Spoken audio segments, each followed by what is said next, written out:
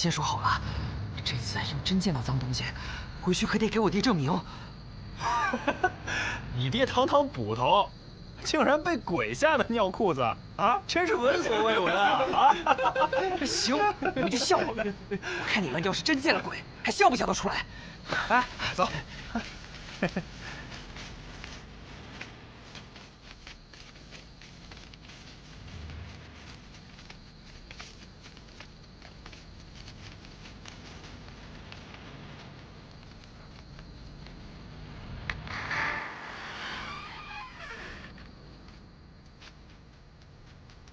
鬼在哪儿呢？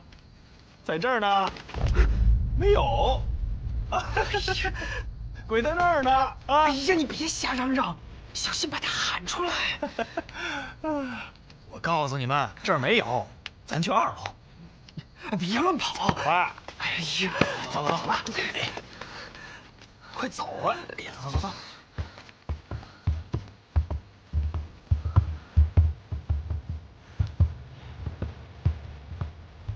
快走啊！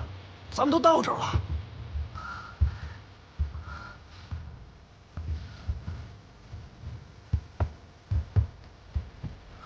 有鬼啊！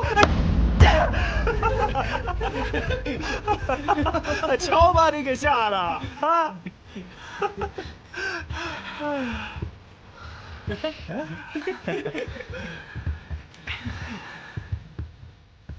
什么味儿啊？真有鬼也得熏跑了。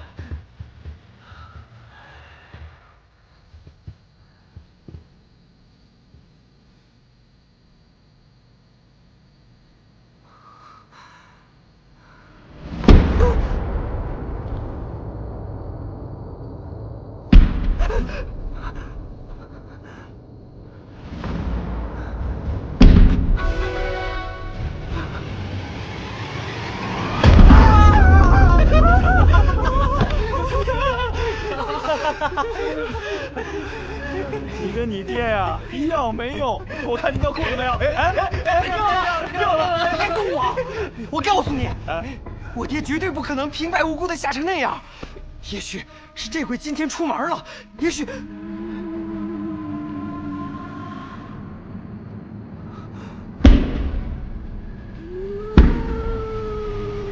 是不是你在这哭呢？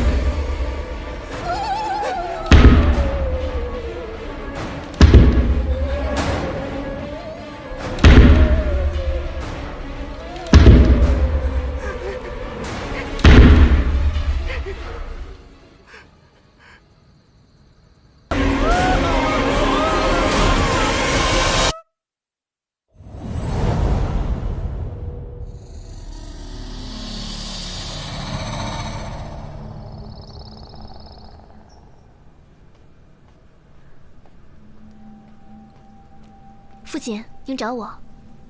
啊，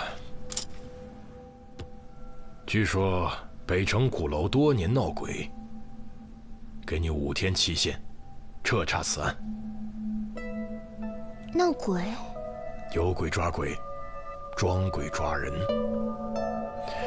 陛下对这个案子十分重视，事关是否可以在北城修建行宫，别让我失望。孩儿明白。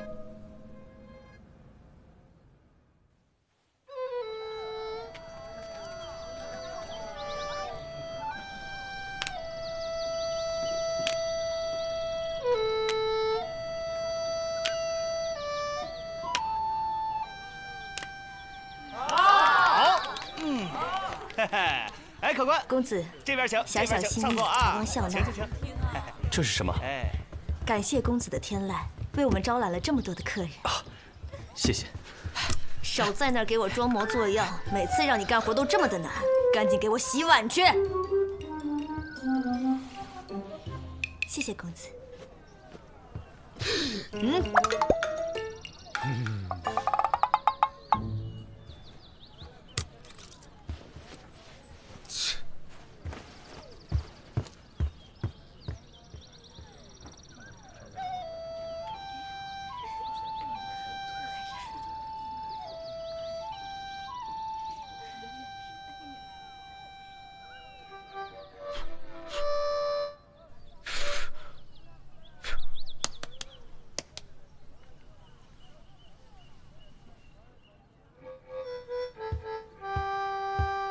挺好听的呀，天籁呀！啊，郝帅，咋了，骷髅？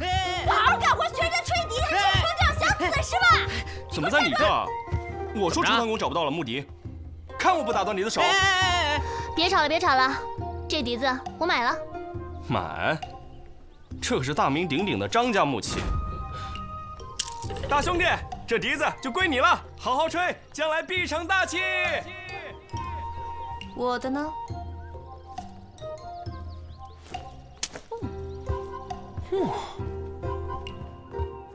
我的呢？想要钱，跟我来。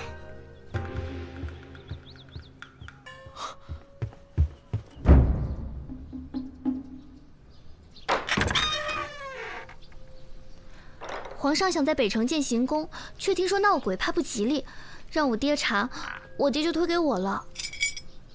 唉，我就知道跟你来没好事儿。像这种无聊事儿啊，找李治去。少废话，快走！北城地势阴寒，交通不便，不宜建行宫。回去就这么跟皇上说，省得他大兴土木，劳民伤财。宫里的事哪轮到我插嘴？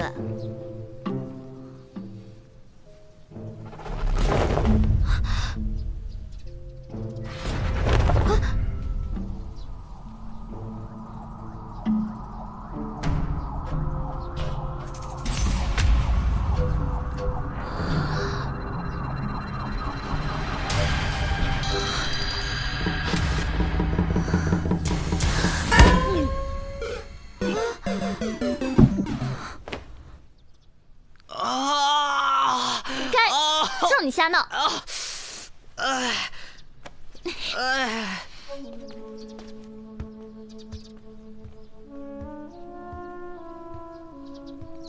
哎，你看，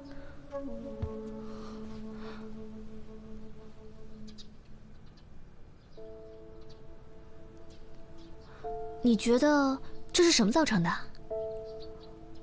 反正鬼是没有脚印的。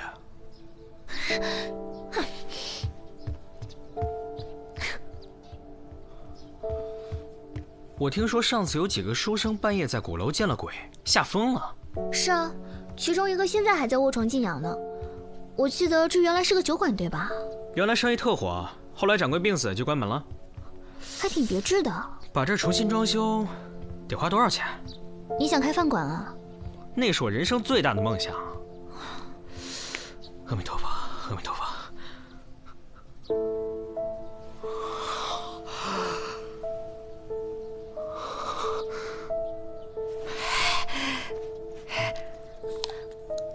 夏沫，你吃什么呢？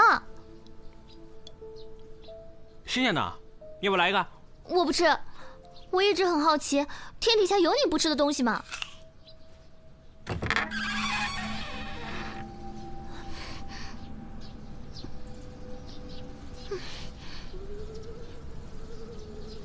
夏沫，你别装神弄鬼了。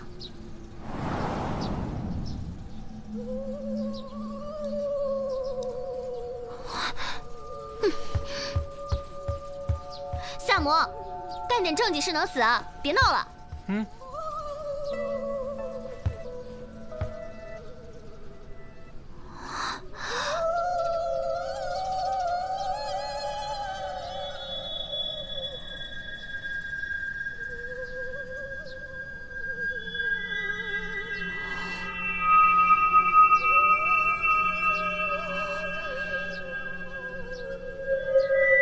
这楼里除了我们俩，还有别人？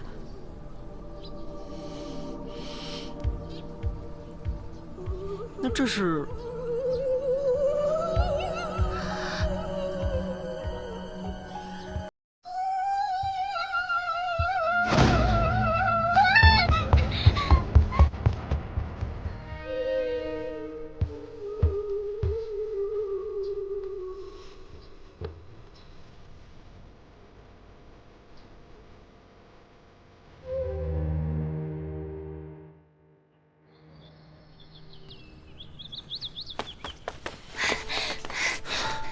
李治，我们去过了，那个地方果然有问题。累死我了！去哪儿了？鼓楼。是鼓楼闹鬼案吧？是。我不想查那个案子。为什么？说实话，近2年徭役严重，百姓已经怨声载道。如果能借此案，能够阻止皇上大兴土木，不查也罢。若要阻止皇上大兴土木，有很多别的办法。单凭鬼神之说，只怕敷衍不了多久。鼓楼闹鬼已经让周边百姓人心惶惶，我们有义务给大家一个真相。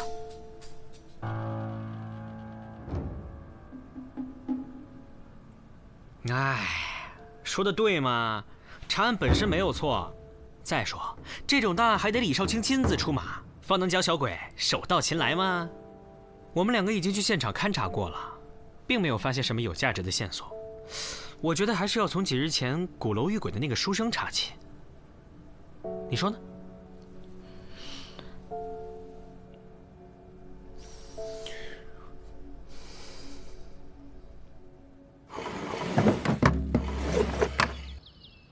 林公子还没醒吗？刚回来那天醒了一次，不停地叫喊着有一颗跳动的人头在敲门，然后就昏了过去。现在还没清醒。跳动的人头怎么敲门啊？没手啊？当初把我丈夫就吓得够呛，现在他又缠上了我儿子。头？谁的头？都说那头是郑小云的。他跟你们家有什么渊源吗？我相公是这个镇的捕头，当初小云死的冤枉，我相公却迟迟没抓住害死她的凶手，小云才会阴魂不散呢。这鼓楼里到底发生了什么呀？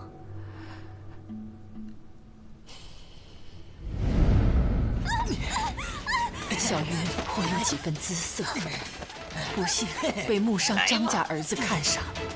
这张天霸人称张黑手，手上有一颗黑色的胎记，平日飞扬跋扈，心狠手黑。有天晚上，他趁着酒意，就把小云给糟蹋了。小云羞愤难当，跳楼自尽。张天霸从此失踪，官府抓不到人，只能不了了之。从那以后，鼓楼就开始闹鬼了。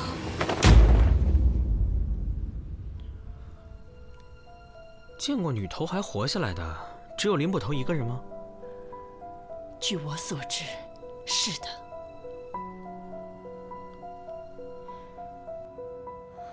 就是不知道我的猫儿能不能有这个好命了。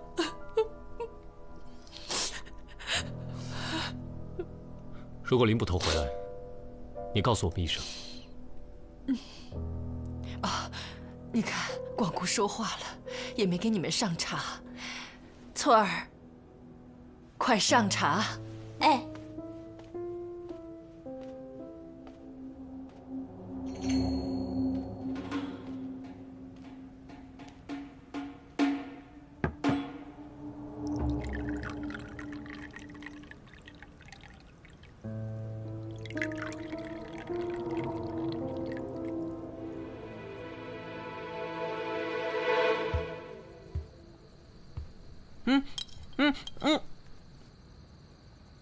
林茂是在草丛里第2天才发现的，是谁把它转移了呢？我们去的时候还看到桌上有供奉的水果饭菜，新鲜的。如果是供奉的话，谁最有可能呢？还要问吗？小云父母啊？不对，案子已经判下来了，并不是桩冤案，只要找到张天霸就行了。小云父母装神弄鬼，有必要吗？而且他们究竟怎么装神弄鬼，才能把人活活吓死呢？哎，我是李少卿，上官大小姐，咱们能先安安静静的吃顿饭吗？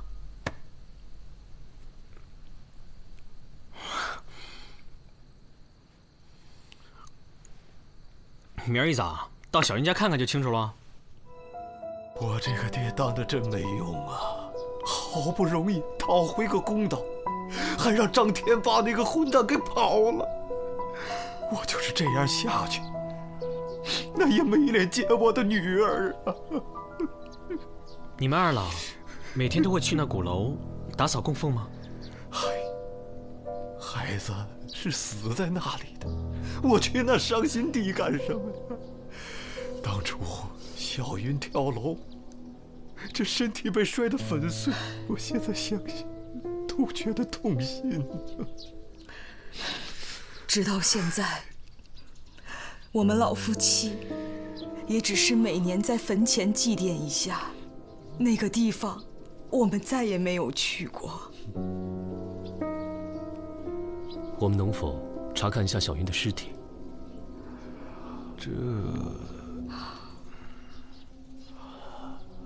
这对找到张天霸有极大的帮助。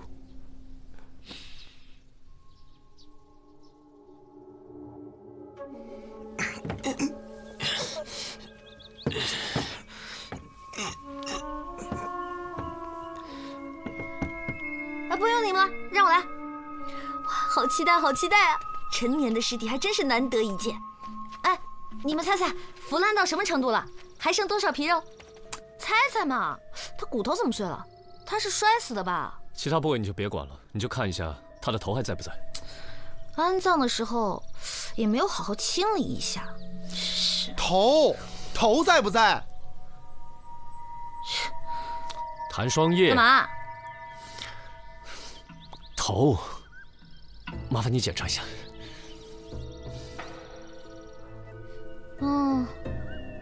这头盖骨都撞得粉碎。头盖骨碎了。这么说，头还在。走了。哎，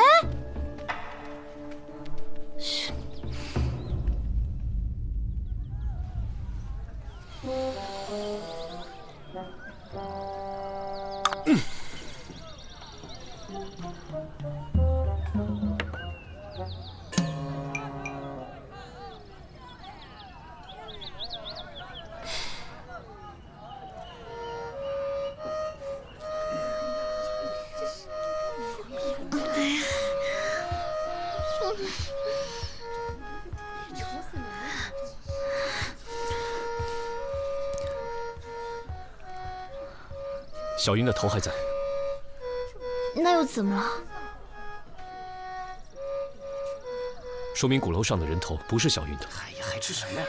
我想，一定是村民见尸身零碎，所以才以讹传讹，认为尸体是没有头的。那鼓楼里跳着的那个人头是谁的？这些迹象只能说明有人在搞鬼。受害人都查过了，再去张天霸家里查查吧。他家是长安顶级木商，这笛子就是他们家做的吧？音色不错。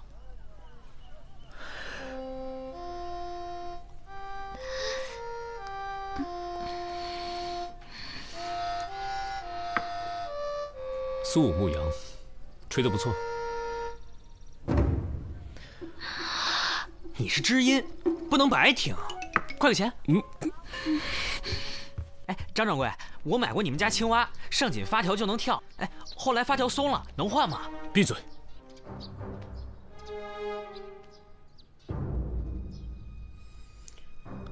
不知几位今日到此，所谓何事啊？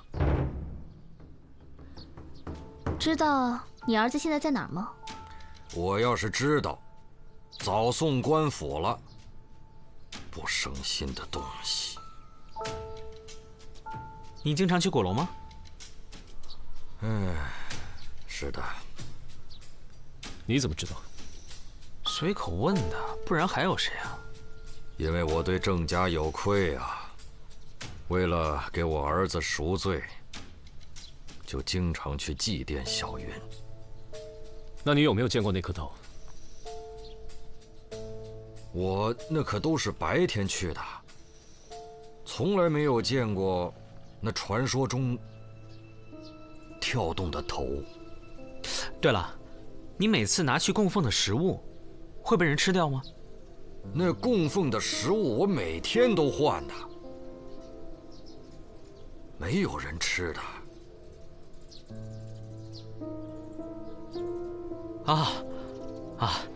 可惜那些食物了。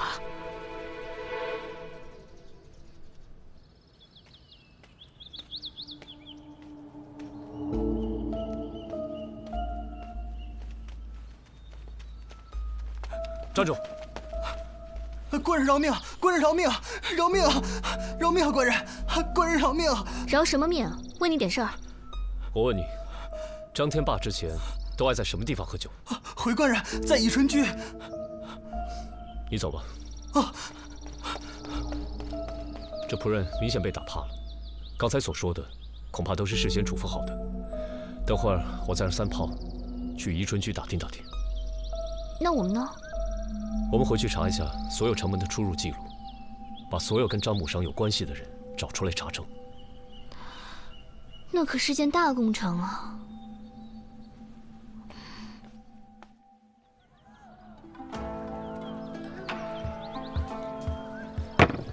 哎，别动，别动，别动，别动！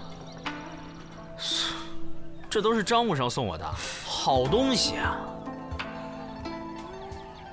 哎，别动，别动，别动！能不能把这破玩意儿扔了？画什么呢？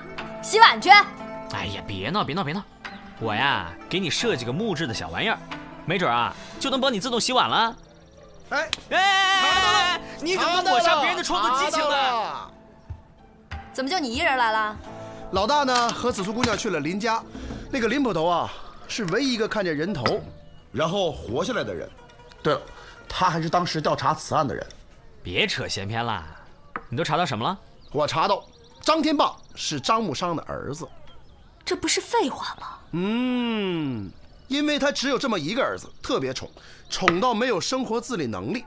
据说啊，他出事之前啊还没断奶呢。真的假的？这就不知道了。反正我跟老大没有查到他的出生记录。我觉得啊，他离开他爹超不过3天，准饿死。那也可能是他爹把他给藏起来了呢。不对。据说中书侍郎把他的家查了个底儿掉，都没有发现张天霸人，而且当时贴的都是告上，有人发现肯定会报官的。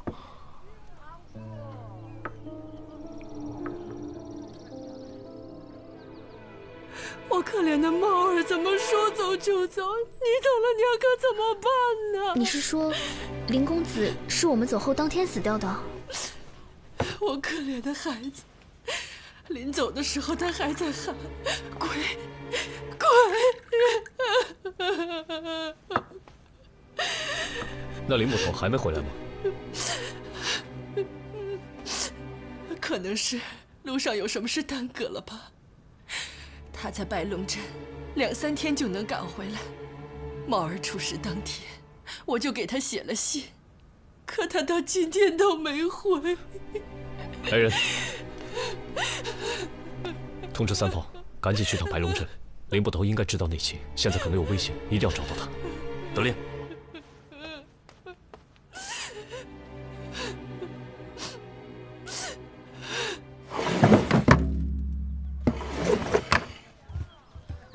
您这边请。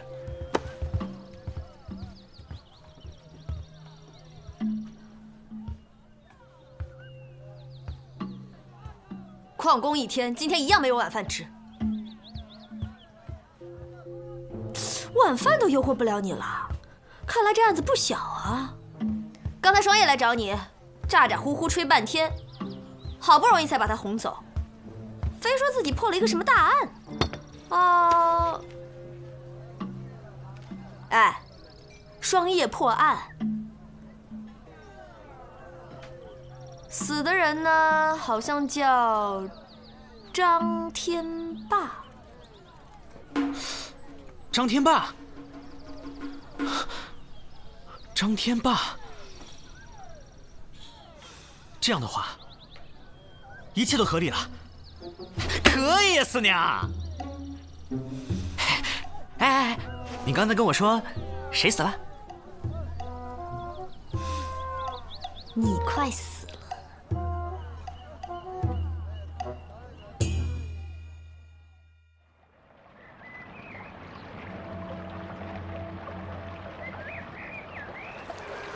都小心点，好。这边，找仔细了啊！哎，小心点儿。来这儿。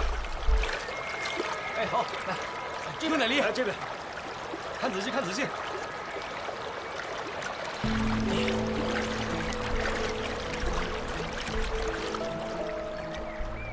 又捞到一条腿。嗯。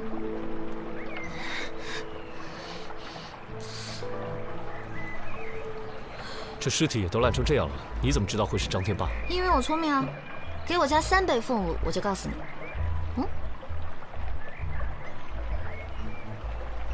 这不是大名鼎鼎的张黑手吗？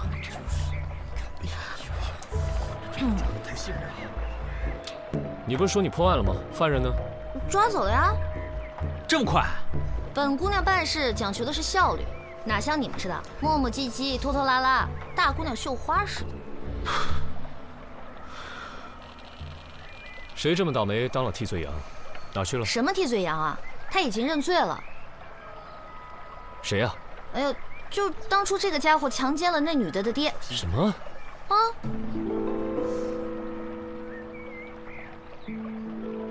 他怎么找到张天霸的？他说他女儿附了他的身，替他报了仇。这都什么乱七八糟的？死亡时间能判断吗？已经在水里泡了1天1夜，再加上7零8碎的，很难判断了。不对，这事有蹊跷。你看好这里。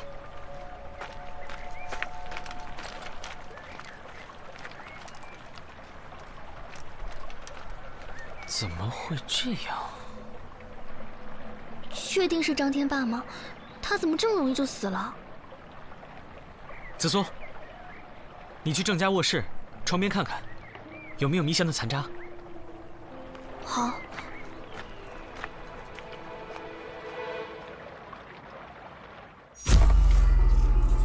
草民已经为女儿报了大仇，官人，请转告草民夫人，好好活着。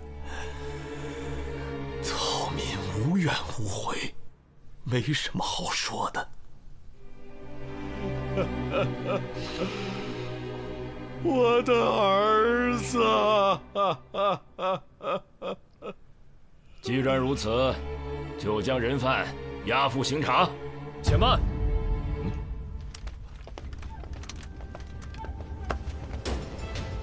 大理寺少卿李治。李少卿啊，我怀疑郑守敬是被诬陷的，要求重审。少卿，李少卿，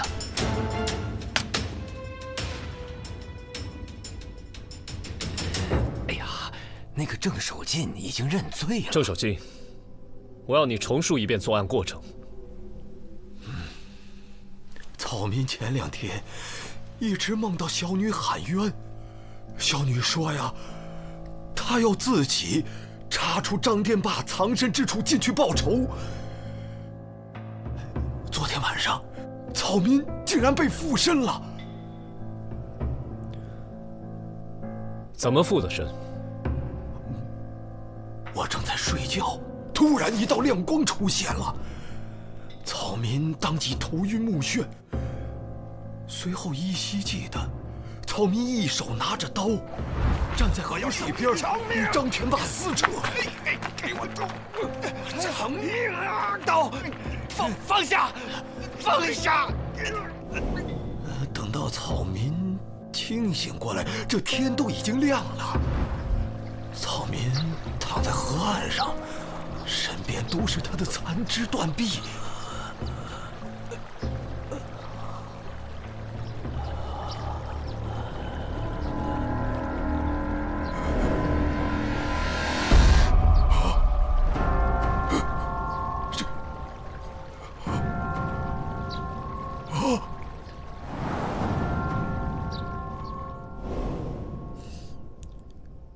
也就是说，你不记得案发过程，对吧？双燕，你来看看这儿。刀疤，这应该是旧伤。这人是个练家子。确定？你是在质疑我的专业水准吗？找到了，找到了！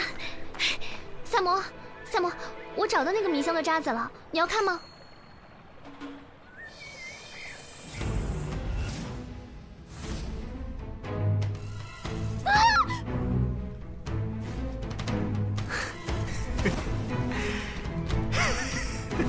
萨摩，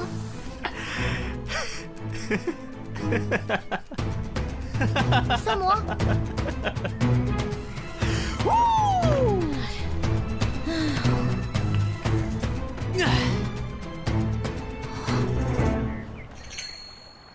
我知道核心所在了。刚刚郑守敬说自己被附体，与张天霸厮打。案发现场非常泥泞，而郑守敬的鞋子几乎没有沾到任何湿泥，这可能吗？少卿啊，说不定是他杀人之后换了双鞋呢。依我看，既然人犯已经认罪，那么就这么判了吧。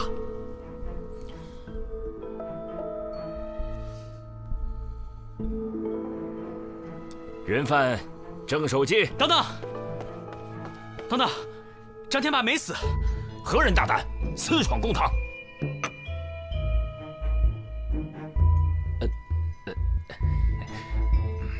官人，张天霸并没有死，死的是林捕头。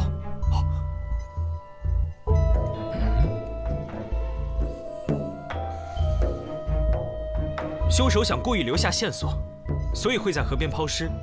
草民在死者残肢上发现了好几条刀疤。哦，那又如何？官人，张天霸从小养尊处优，而尸体四肢布满刀疤，皆是旧伤，这说明死者是习武之人。满口胡言！他怎么可能打得过习武之人呢？官人，我也并没有说过凶手就是郑守敬呢。不是郑守敬，那是谁啊？杀害林捕头的肯定是个高手，据草民推断，应该是受雇于某人。而我们发现，河岸的残肢之中，只有那只手，确实是张天霸的。你这说的，本官是越来越糊涂啊。道理很简单，木商砍断他儿子张天霸的手，加上林捕头的尸体，企图伪造成张天霸死亡的假象。随后，他利用郑守敬报仇心切的心理，再嫁祸给郑守敬。官人，冤枉啊！嫁祸？那他是如何做到的？我们在郑守敬卧室的窗边发现了迷香的残渣。常言道，日有所思，夜有所梦。最近我们登门调查小云的案子，晚上他自然会做关于女儿的梦。张木商正是利用这一点迷晕郑守敬，再把他带到了河边，通过张天霸对郑守敬的推搡，让郑清醒一下，产生短暂记忆。随后，郑守敬体力不支而倒下。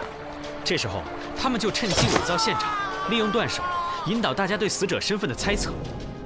只可惜，林捕头常年习武，一身肌肉，再加上刀疤，这些都不是身娇体贵的张天霸应该有的。官人，这完全是胡乱捏造，无凭无据。张木商，您别着急啊。张天霸强奸小云之后潜逃，木商爱子心切，于是将儿子藏在鼓楼，再以闹鬼之说驱散百姓。张木商承认，自己每天都会去鼓楼祭奠小云。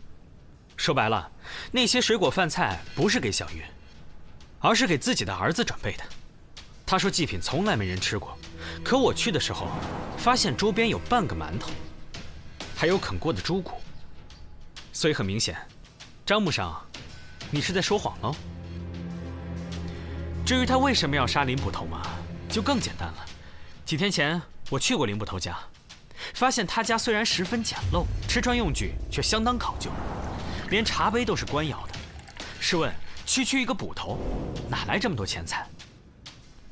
恐怕是当初他搜查张天霸的时候，就帮木商演了一场见鬼的好戏。如今林捕头的儿子被那女头吓得半死，林捕头势必会说出真相。与其坐等被揭发，不如杀人灭口，再把他尸体假扮成张天霸，一箭双雕嘛。可是那闹鬼又是怎么回事呢？首先呢，鬼哭其实呢原理非常的简单，因为鼓楼门窗有的被钉死，有的则就故意开着，这刚好就构成了一个巨大的木哨。草民去鼓楼时，越往上走，鬼哭声就越大，因为高处风更大，只要有风，就能吹响着巨大的木哨了。人头又是怎么跳动的？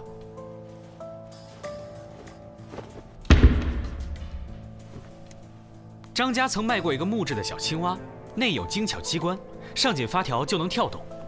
人头跳动的原理也是一样的哦。鼓楼的楼梯上有圆形的印记，就是伪装成人头的木球所致。张木商费尽心机，只是为了把张天霸藏在鼓楼里。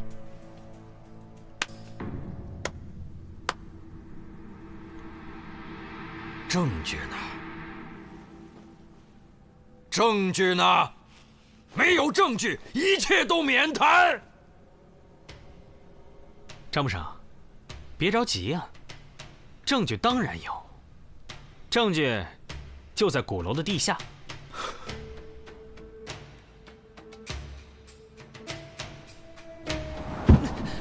按理说，人摔倒在地面上不会发出这样的声响，除非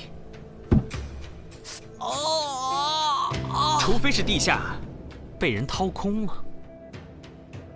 所以我才推断，5年前强奸郑小云的张天霸，就藏在鼓楼的地下。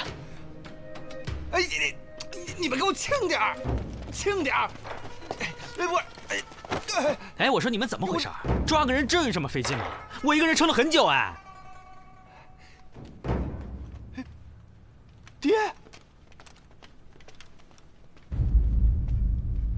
我的儿！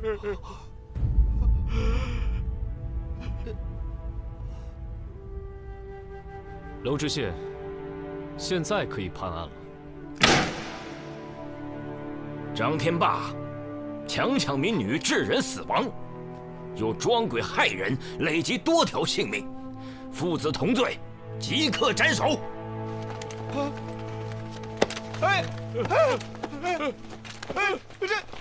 这儿啊！爹！儿啊！救我！救我呀！爹！爹！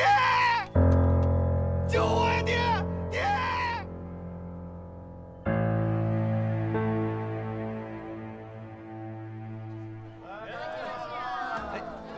走吧，里边请，里边请。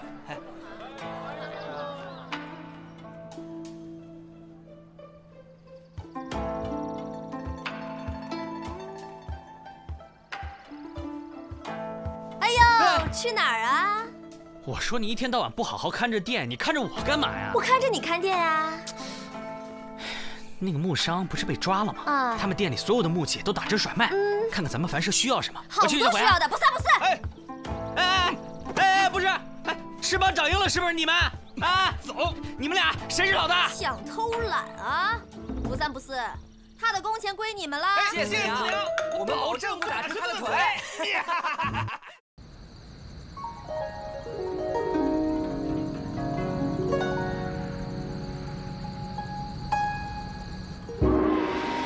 陛下，这千年太岁乃是突厥可汗的长子阿史那都进献，臣弟借花献佛，恭祝陛下万岁，龙体圣安。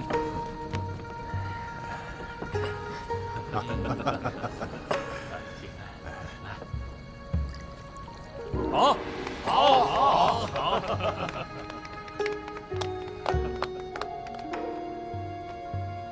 这样的宴席着实让人烦闷。你大可不必来。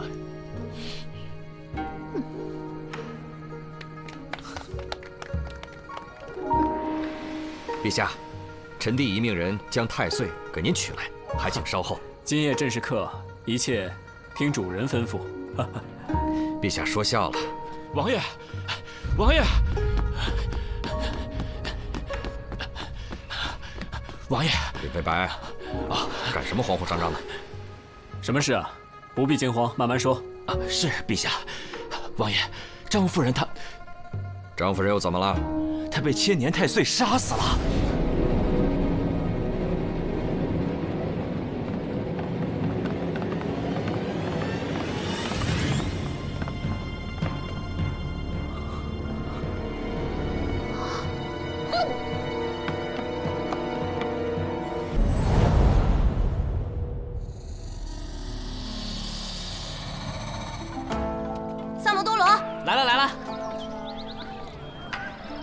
说吧，我家那口子最近有没有和那个小骚货来这吃饭？5文钱包打听。我给你10文。之前来吃过一碗面。什么？这个臭不要脸的，死心不改！看老娘回去怎么收拾他！我觉得这事儿啊，你也别太往心里去。男人嘛，谁还不会有点死老怪，嫌最近日子过得太舒坦了，是不是啊？那2口子要是在店里掐起来，你端着呀！三毛，哎呦，我的炮爷，您今儿怎么有功夫亲自来视察？我告诉你，别想躲，老娘跟你没完！吴王府昨晚设宴，老大和子苏都受邀了。什么宴会？有个叫阿史那都的突厥王子送了吴王一个千年太岁。哦，这个吴王呢就想献给陛下，没想到王府侧室夫人横死，结果呢就把我老大生生搁里头了。说是那侧室夫人被太岁所杀，你们说邪门不？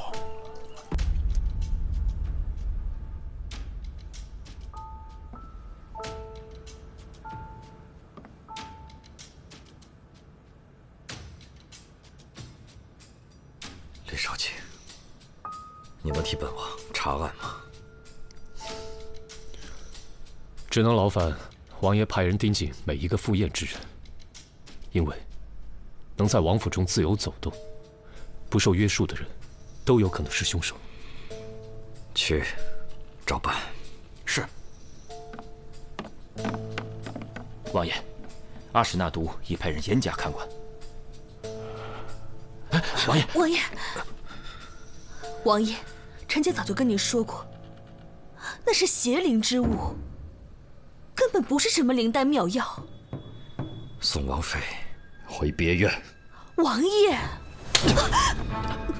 王爷，阿史那都为何向本王进献太岁？别以为本王不知道。王爷，臣妾是冤枉的。带他下去。相信臣妾。带他走。王爷。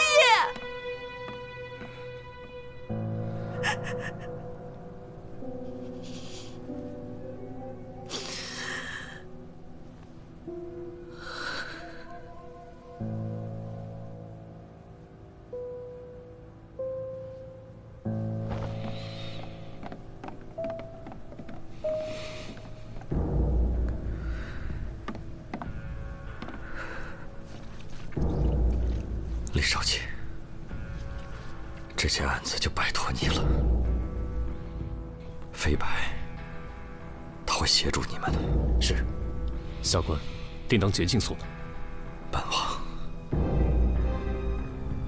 本王先回了。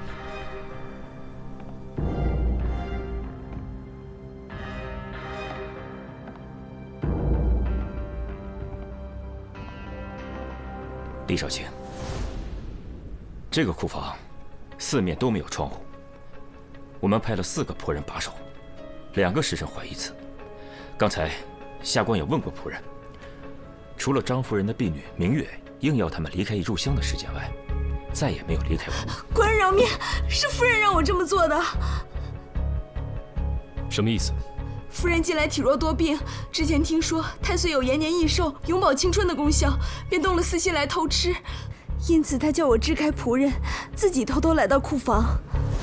哦，小的记得，王妃之前劝过张夫人别打太岁的主意，两人为此发生争执。后来还是令长史过来将两人劝好的。啊，确实如此。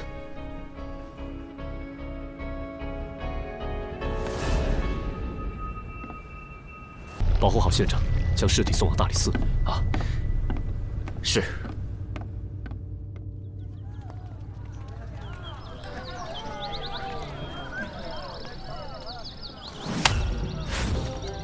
让萨摩跟我去办案。他是你大理寺的人，还是我梵社的人？反正你店里生意也不怎么好。哪只眼睛看见我店里生意不好啊？开个价吧。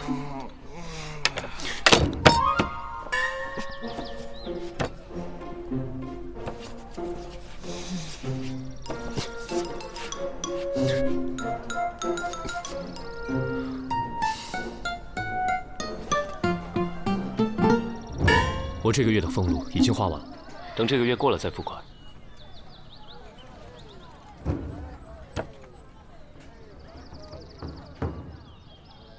3份利，成交。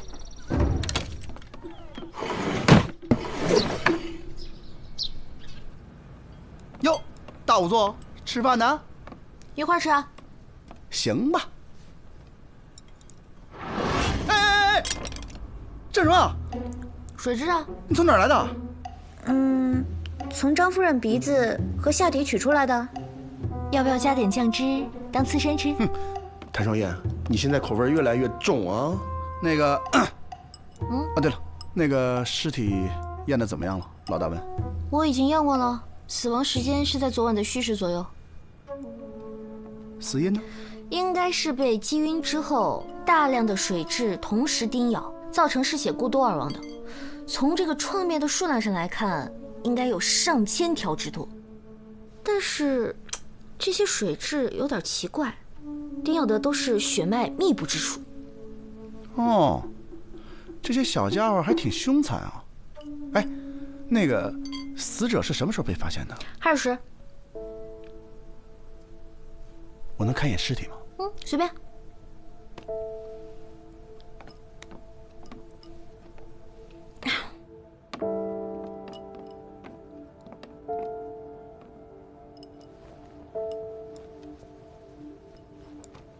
那个，你先吃饭啊，一会儿让老大他们过来看。你怎么看一眼就走了？那些水蛭是物证啊，你别真给吃了。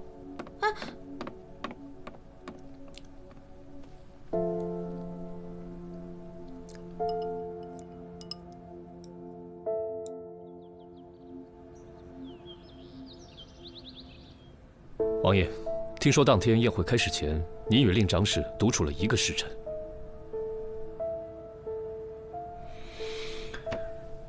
正是。当时我和飞白先去查看了一下贡物，之后又来到书房里喝了一点酒。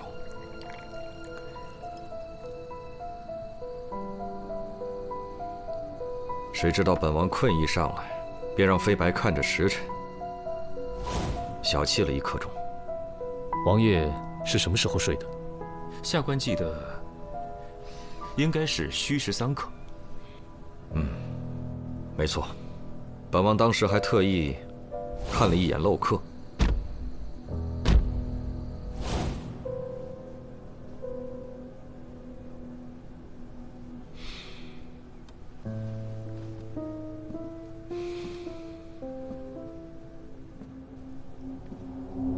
此事还烦请李少卿不要在朝中宣扬。请王爷放心。那就好，辛苦各位了。本王还得处理一下张夫人的事，暂且失陪了。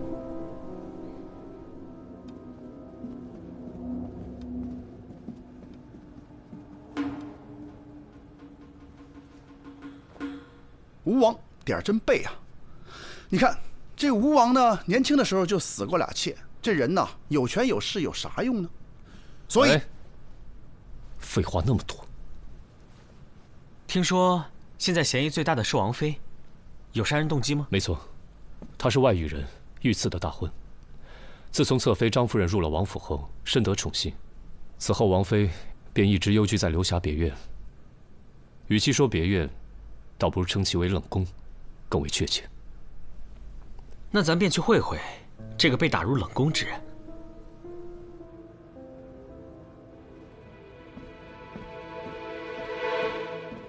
李少卿，请恕素衣瞒报之罪。昨日王爷将他送回别院后，王妃就悄然离去，再也没有回过王府。那你最后一次见他是什么时候？你要是敢说谎，李少卿会把你关到牢里去。素衣绝对不敢欺瞒李少卿。昨日宵禁之前，王妃找我借了套衣服，说是要去西市一个叫什么七贤的客栈，这剩下的我就不知道了。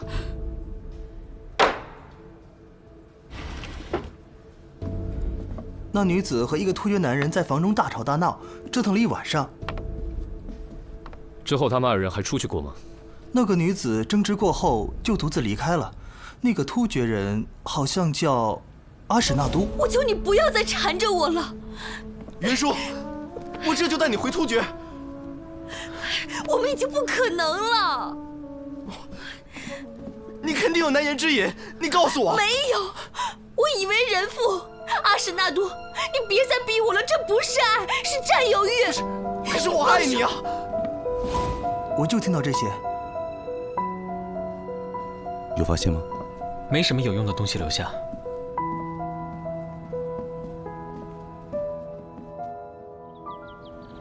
放开我！放开！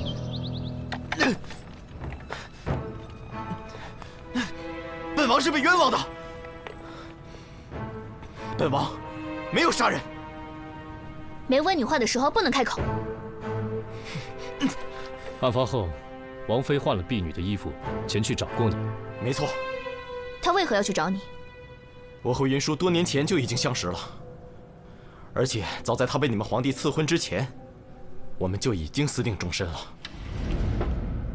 在七贤客栈，我想让她跟我走，可是云舒。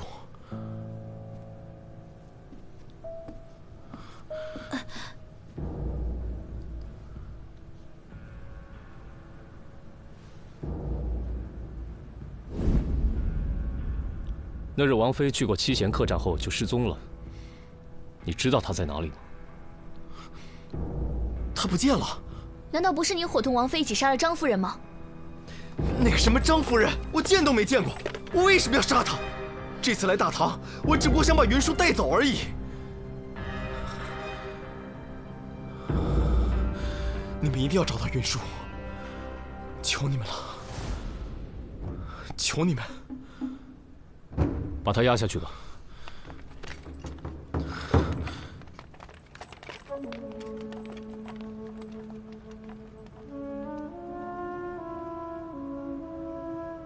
那你现在还觉得是他伙同王妃杀了张夫人吗？难说。你审不出，我接着审吧。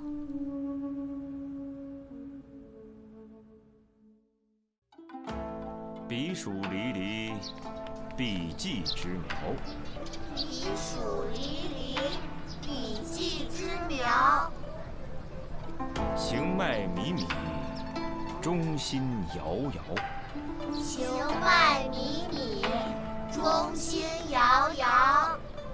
知我者，谓我心忧；不知我者，谓我何求。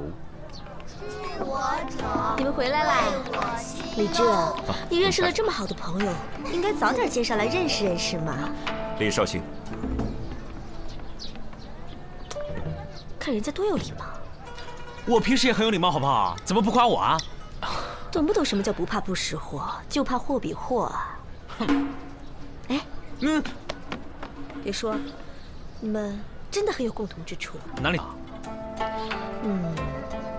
口味重啊，因为喝茶也要加很多盐啊。好了好了，我去给你们准备些膳食。哎，萨摩。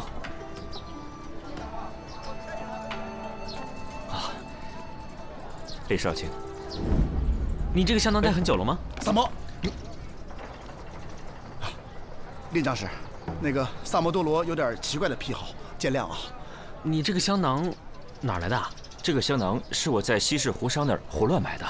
这个里面的药物可招虫子了，建议你不要再带了。是吗？来给我。难怪我最近老招虫子。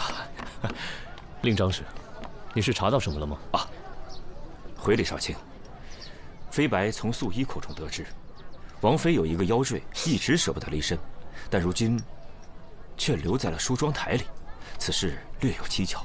这玉坠有什么来历？玉坠是王妃出阁之前便有的，花纹特别。有什么特别啊？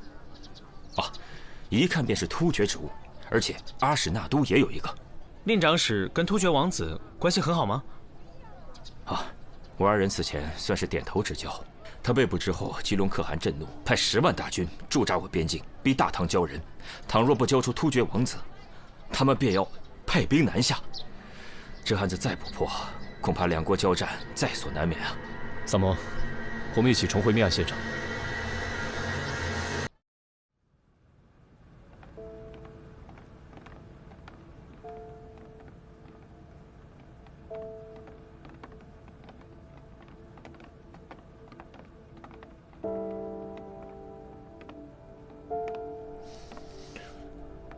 当晚，除了在府内其他地方的几个小厮没有出现以外，其他与张夫人密切来往的人，都有不在场的证明。李少卿，当晚值守的几个仆人都带过来了。你们几个一会儿好好回答几位官人的问题。是。当晚，除了张夫人的婢女明月叫你们出去，你们再也没离开过。是的。那天晚上可有什么异常？没有什么异常，只是确实听到了什么东西被打翻的声音。当时小人还以为进贼了呢。我们过去查看，发现对面杂物间的窗户破了个大洞。那张夫人是什么时候离开的？不知道。到对面杂物间看看。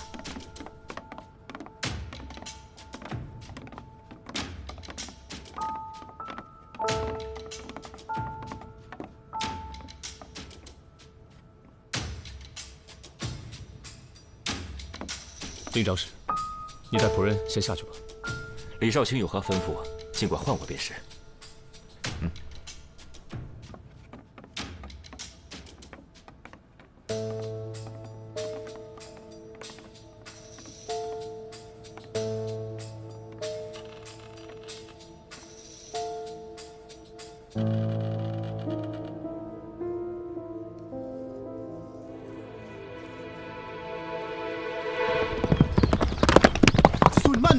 别摔着啊！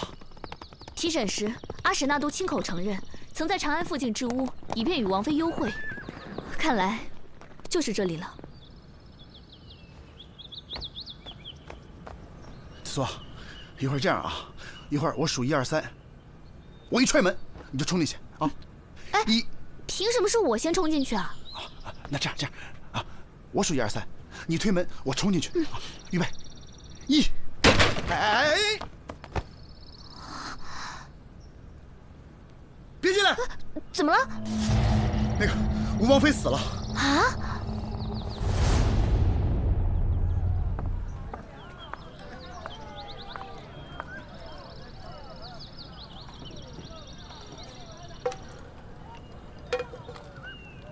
去哪儿了？查案。子苏和3炮托人带了个口信，说他们在一个叫什么的地方发现了吴王妃的尸体。有详细位置吗？地图，给我。这种钱你也赚？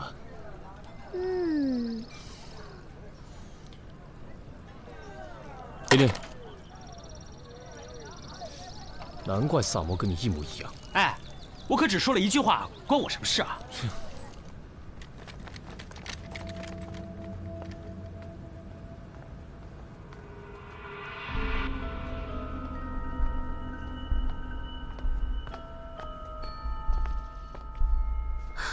死者死前曾被绑在了椅子上，导致手腕、脚腕处有紫色的淤青。死者的头部被钝物击打过，但这并不是最终的死因。真正的死因应该是肺部的那一刀，刀口形状奇特，像是某种抑郁病人所致。能知道这个小屋的人，一定是对阿史那都和王妃都异常熟悉的人。能在吴王府中杀害张夫人，而又绑走王妃的，必定是对这二人十分熟悉的人。我觉得你想到的跟我想到的是同一个人。对，但是问题，他是怎么做到的？杀人动机又是什么呢？我总觉得哪儿不对，可是哪儿不对呢？我们只能再去趟吴王府，但愿能赶在证据被毁之前找到。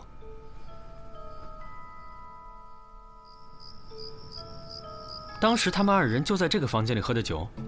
没错。中途可否有人离开过？并没有，除非他二人串通，制造假的不在场证明。哎，你们看，这吴王就是财大气粗啊，这漏客都是用酒做的。啊，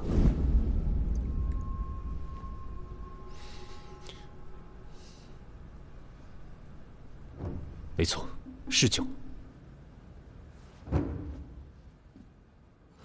大理寺查案。几日前，吴王府参加夜宴的官员，是不是你们驿站负责接送的？正是。你可记得当夜发生过什么不寻常的事吗？当然记得了。记得当日一位官员差人把马匹送回来的时候，身上竟然有好些个水蛭。你确定是水蛭？啊，小人比谁都心疼这些马儿。那位官人是不是在宴会上偷偷将小坠儿弃沟里去了？送回来时，马身上叮了好多水蛭，个个又肥又大的，真是心疼死我了。哎，是哪一位官员啊？这个，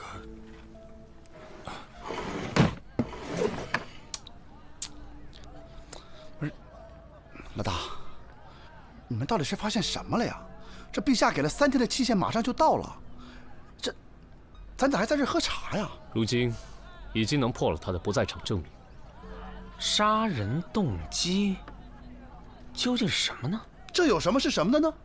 杀人动机无非就2点：一，钱杀；二，情杀。前者关系到利益，后者关系到情感。钱虽不算多，但是它够用啊。情，他与这2个女子也很难有感情纠葛。老大，这情杀又不一定非在男女之间。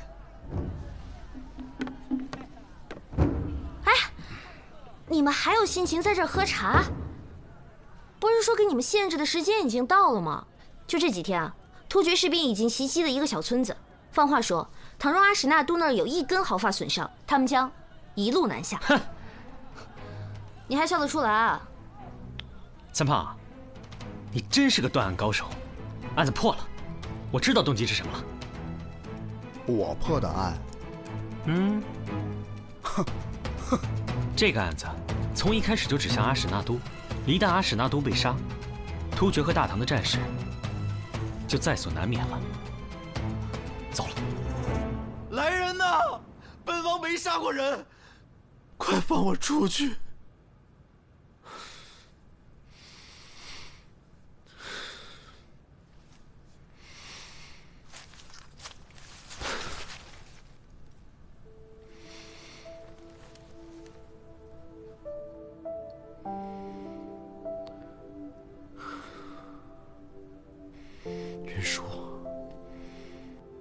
云舒，你放心吧，待我从这里出去以后，我就去找你，把你带回突厥。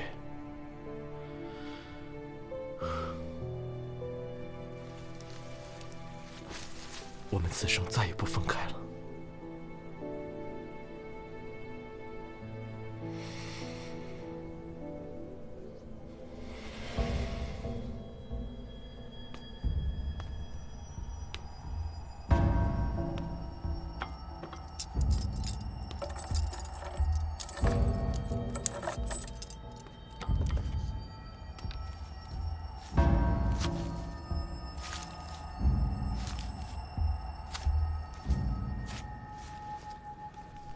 王子，您的饭来了。最后一顿吃了吧。滚！出去！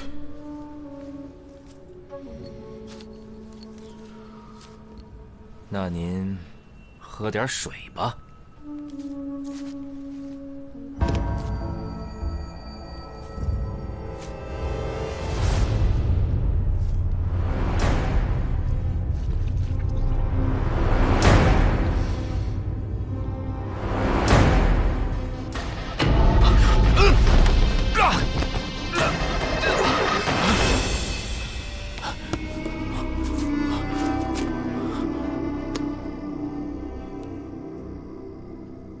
令长史，想不到你还是一个会操纵重置的伽罗师啊！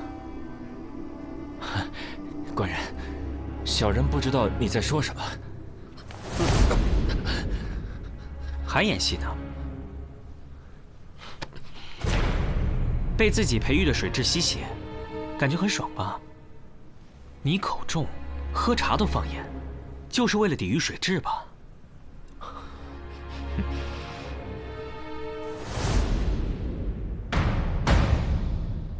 你们这是血口喷人！别忘了，夜宴当晚，下官可是有不在场证明的。在晚宴开始之前，王爷不是曾经小憩了1刻钟吗？哼，1刻钟？吴王府的书房到仓房的路上，来回便不止1刻钟，我有何时间作案？把东西抬上来吧。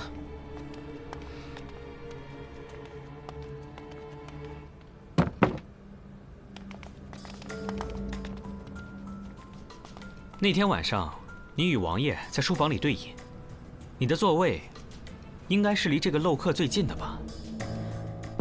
你在事先带来的酒里就动了手脚，让王爷昏昏欲睡，主动提出小憩。王爷睡前看到漏客是虚时3刻，睡后看到是4刻，他自然就会以为自己只睡了1刻钟。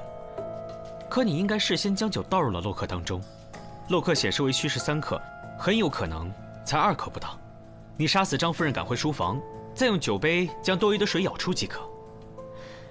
令长史，难道你没闻出这漏客里的水有酒的味道吗？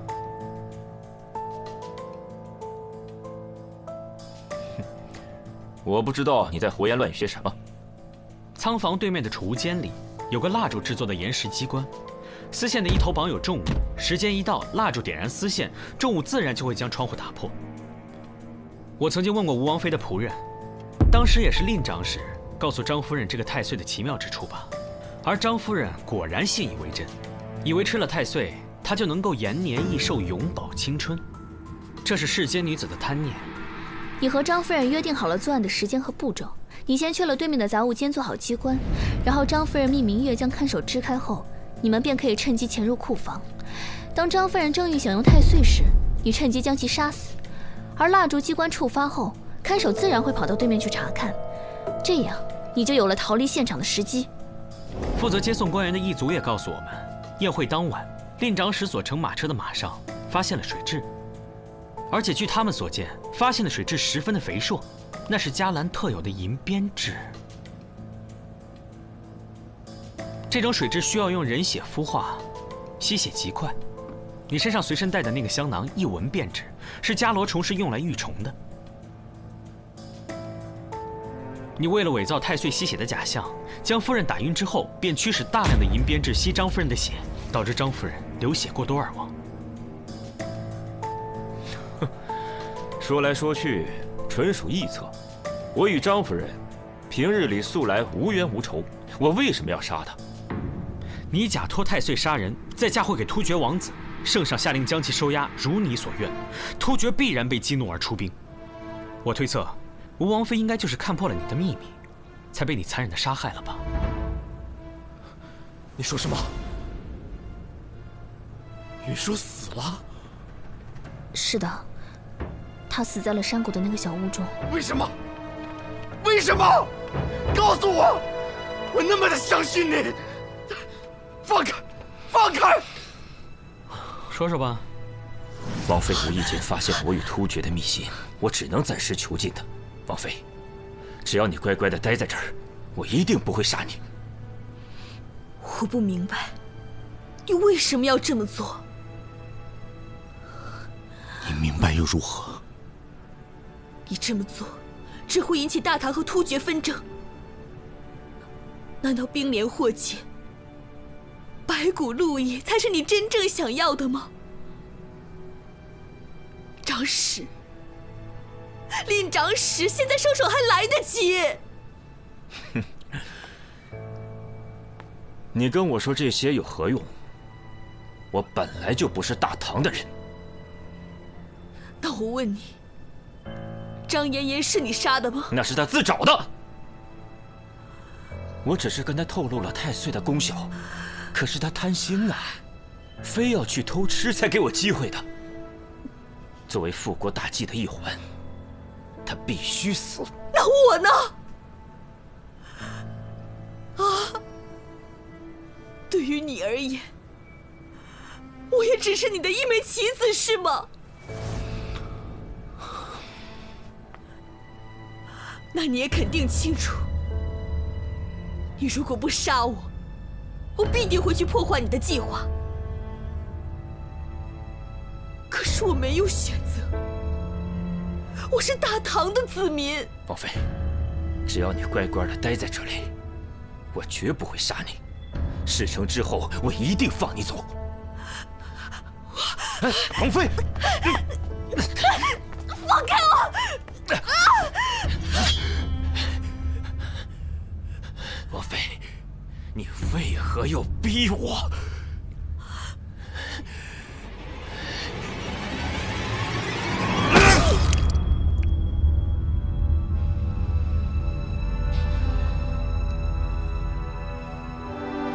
李飞白，你为什么要杀袁术？为什么？我要扒了你的皮！我查过了你的通关文牒，你是近几年才从外域来到长安的。你的通关文牒上写了你来自柔然国，但你根本就没有柔然人的生活习惯，你的文牒是假的。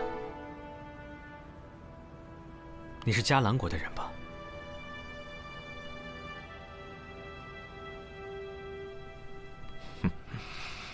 萨摩多罗，别忘了，你也是迦兰国的子民。你忘了，咱们的国是被谁灭的？咱们的家又是被谁破的？啊，是大唐！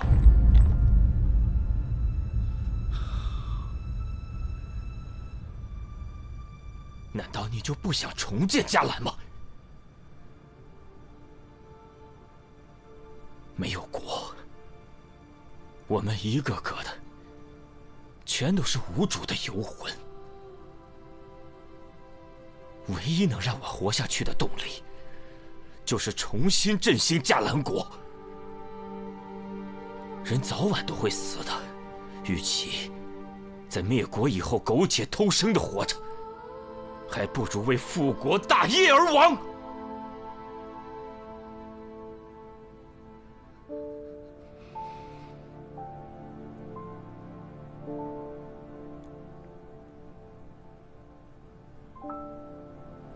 那我问你，你复国是为了什么？为了什么？为了迦兰逝去的子民，为了在战火中亡故的大哥和母亲。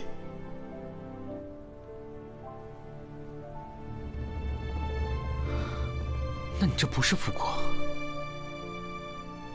是复仇。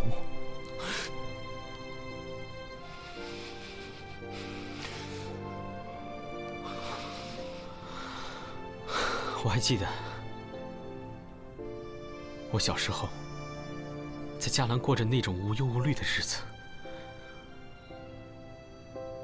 我也记得，我躲在柴火堆里，眼睁睁地看着我的家人在眼前逐渐消失。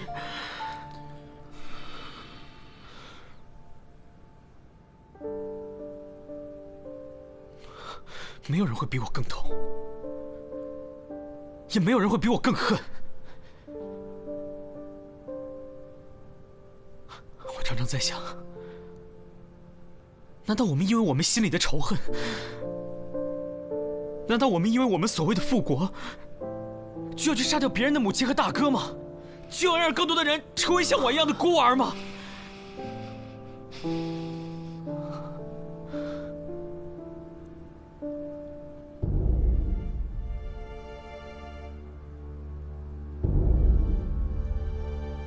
你问我恨吗？我当然恨，但是我更痛恨战争，痛恨一切打着国家名义残害无辜生命的行为。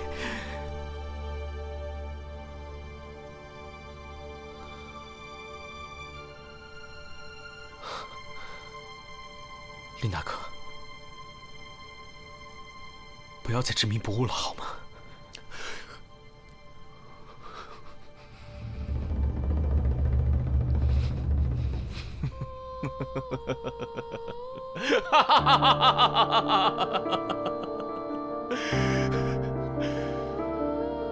不知我者为我何求？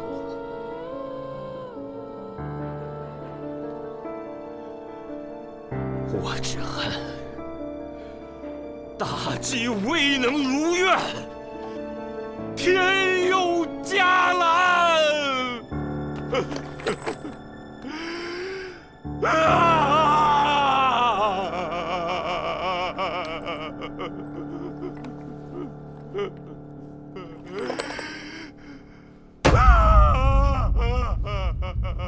拉下去斩了！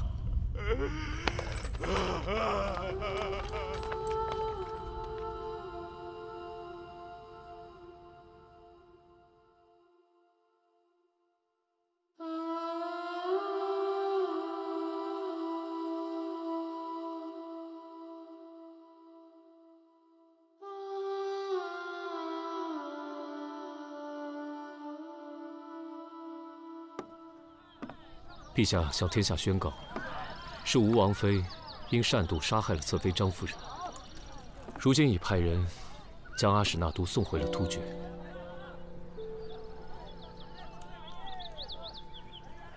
这个事儿就这样结了？也许这样才是最好的结果。也不知那些迦兰移民会不会受到迁怒。哎呀，这个国家早就已经覆灭了。双叶。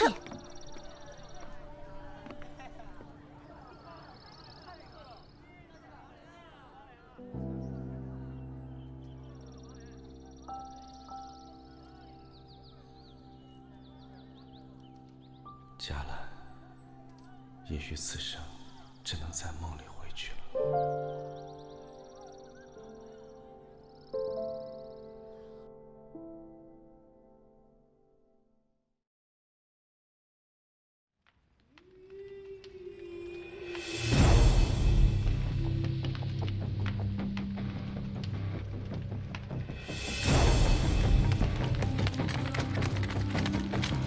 启禀国师，令妃白折了，验明正身，即日处斩。这个案子还是萨摩破的。正是，若非他从中作梗，大唐和突厥已经开战，这个人必须处斩。愚蠢！萨摩是一颗棋子，没有他，复国大业不可能进展得如此顺利。此话怎讲？请国师明示。自始至终，萨摩都是我手中利器，替我铲除了无数障碍。我从黄泥章救出波斯人和赵匡国，为他们制定复仇计划，目标只有一个：兵部侍郎度良源。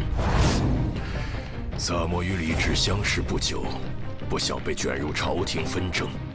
所以，当他意识到赵匡国假死，却未揭穿，我让波斯人服毒自尽，只是想给他们一个由头，尽快结案，好让赵匡国能伺机刺杀度良源。度良源是朝中最熟悉西线边防的将军，他死以后，大唐西线羸弱，给了我们长驱直入的可能性。国师英明。度良源死后，我安排心腹顶替兵部侍郎之职，遭到吏部尚书的阻挠。随后，大理寺开始调查灵猫杀人案。我派人杀了平康坊的雪儿，把线索引向刘尚书和他堂弟。调查过程中，大理寺发现刘尚书利用职务之便私通胡氏，索要并报一事。刘尚书被迫辞官。那群毛贼原本下药把人迷晕后实施抢劫，户主醒来后会认为是黑豹所为，没想到之后会内讧杀人。萨摩办案时居然敢服毒，让我意识到他对大理寺那些人产生了信任。李治那一刀没白挨。圣恩寺的僧人都是隋朝投诚的老臣，与李渊交好。新皇登基之后，他们惶惶不可终日。我派去搜寻藏宝图的探子被他们杀了。随后，我在朝中释放消息，让李世民对他们心生疑虑，派大理寺介入调查。案发后，虽然有小僧顶罪，但为了化解皇上的疑虑，他们不得不交出藏宝图，以表投诚之意。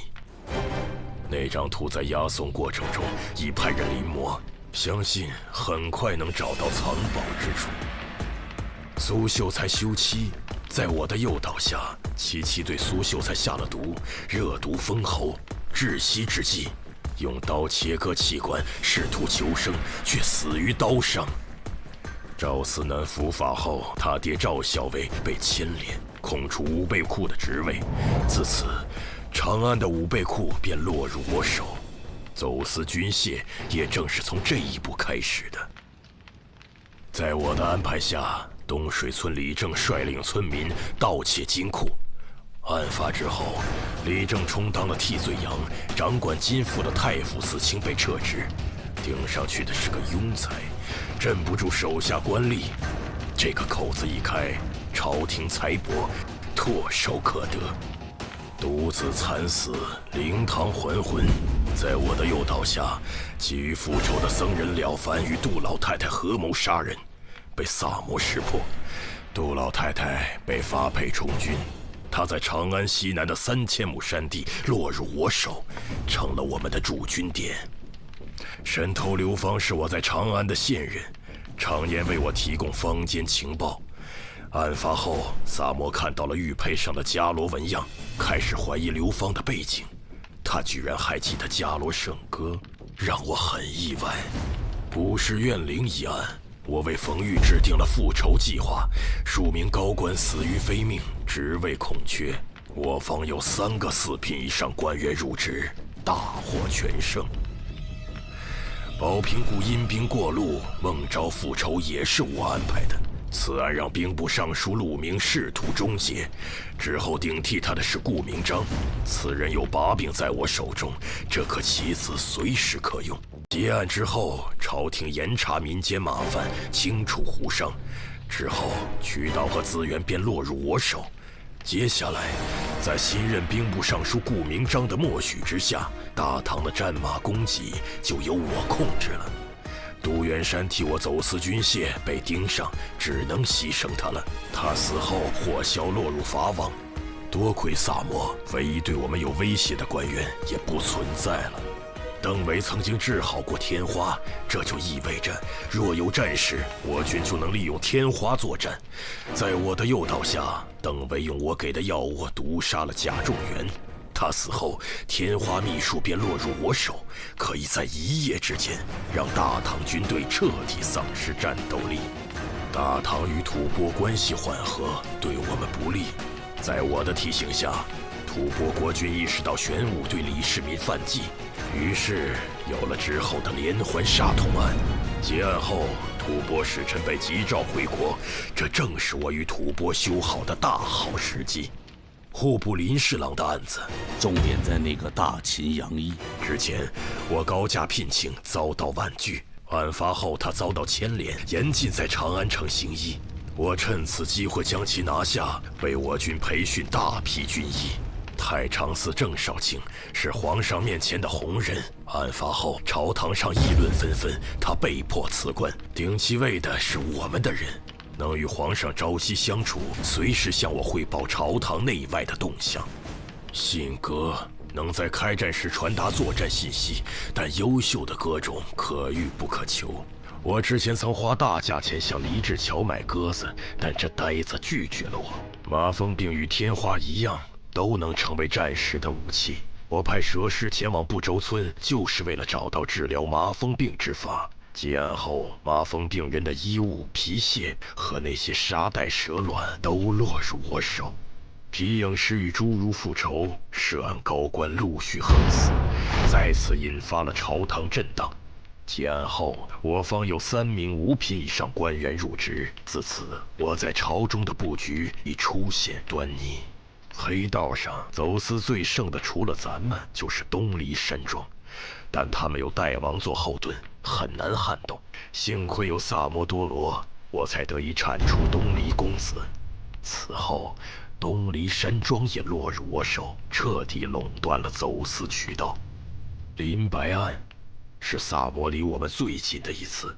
结案之后，我紧急撤离了长安西南所有驻军，我方损失了6名将士，愿神保佑他们的灵魂安息。城郊那块荒废的菜地有数个菜窖，是我用来临时存放军械的地方。把它除掉，那些工匠为我所用，就能为我军造出最强悍的工程器械。属下明白了。我安排令飞白做局，是想挑动大唐与突厥的战争，可惜败了。不过武王从此失势，也给我们腾出了不小的空间。可以说，这些案子在萨摩的协助下，为我方争取了最大利益。国师深谋远虑，属下佩服。只是萨摩天资过人，机敏狡慧，总有一天会意识到我们的存在。我做了这么多，就是在等待那一天的到来。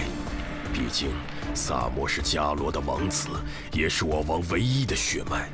灭国时，萨摩还小，不记事，只知道自己是伽蓝的子民。若能复国，继承大统的人也只有他。愿主神庇佑，让萨摩耶早日觉醒，燃起心中的清凉圣火。